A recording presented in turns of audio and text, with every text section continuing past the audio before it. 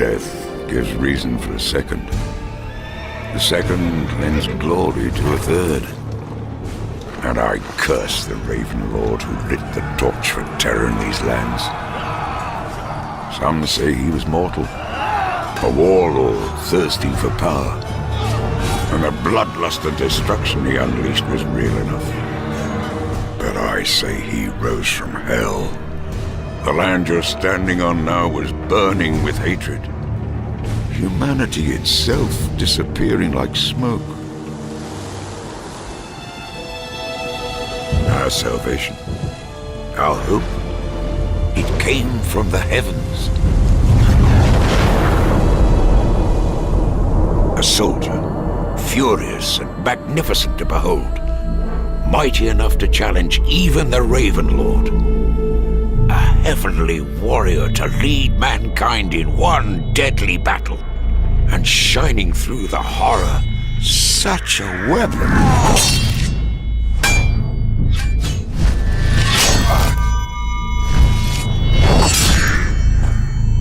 When the battle ended and our world was saved, the heavenly warrior had vanished. Only his weapon remained.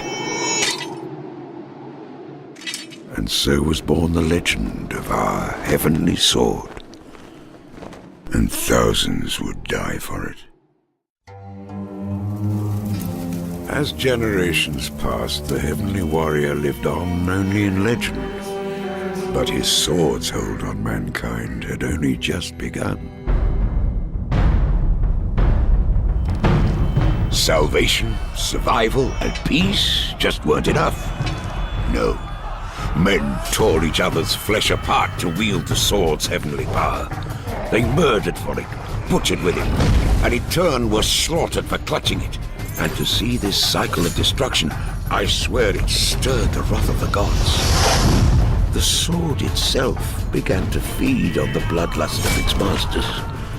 It hungered for the souls of men, and those who wielded it would soon be consumed by it. Death, agonizing and inevitable. This sword, once a blessing upon mankind, had become a curse.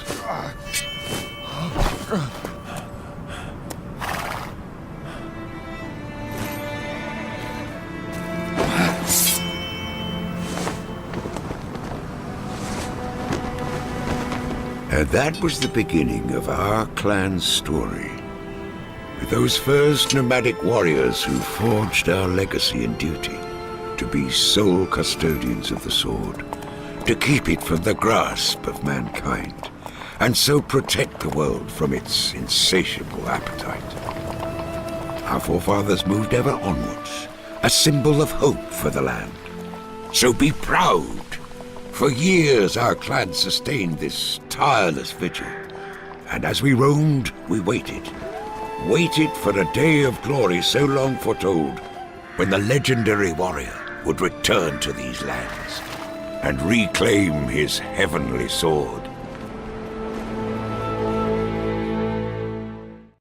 They met in a place of serenity and learning. Two boys, two paths in life ahead. One was to become the cruelest of kings, the other a champion of peace. And how many would perish when those two paths crossed again? Young men of destiny were taught to lead and to win. They faced each other and they fought. It wouldn't be the last time. He was going to emerge as the finest of kings, a valiant warrior. He was trained to fight with dignity. But honor and goodness, he didn't possess. Humiliated, scarred with defeat, his black heart brooded. He dreamed of a glorious future, but those secret hopes were swiped away with violence and contempt. He vowed revenge, and this much he knew: his time would come. I tell you this, He was as malevolent and vicious then as he is now. And he thirsted for power.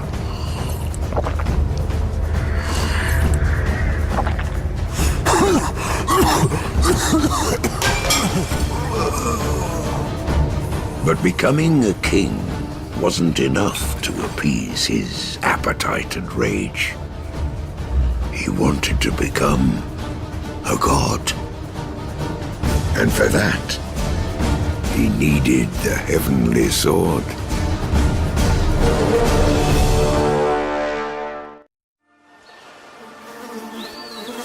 Protecting the heavenly sword from the greed of mankind was an unforgiving life for the clan.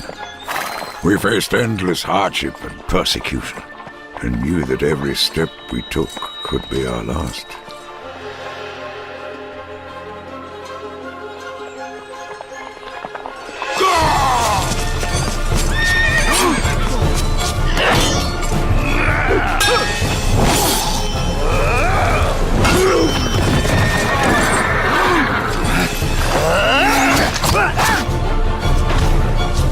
Yes, I fought, and I killed, just as my father did, and his father too, because we knew that the day would come when our struggles could finally end.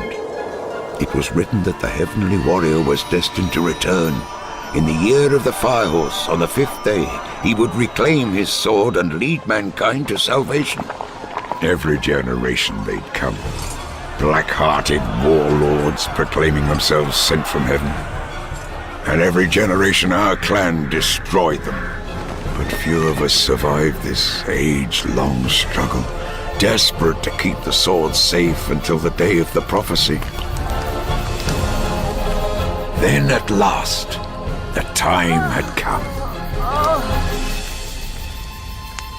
The heavenly warrior would return in a divine birth, a boy savior to grow and lead us into an age of peaceful glory. I was there that night. I felt such emotion. So many I loved had sacrificed themselves for this one moment. And then, what I saw that night will haunt me until I die. How should we react when the prophecy upon which we have built our whole lives shaped our destiny? When all this comes to nothing.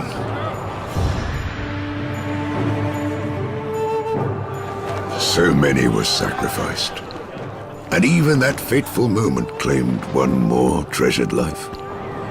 Our long-awaited savior, the returning heavenly warrior, was born a worthless girl. A violation of the prophecy, the death of our hopes. How would this thing save us?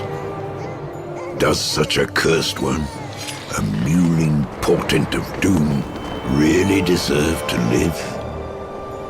As our leader, a father, and the bravest man I've ever known, he made his choice.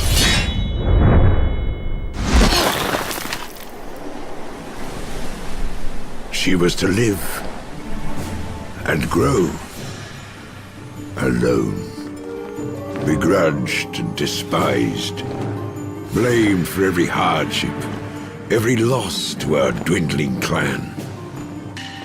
But through those lonely years, her solemn father was quietly creating a warrior. And now this courageous girl, this jewel we came so close to crushing, is our last and only hope.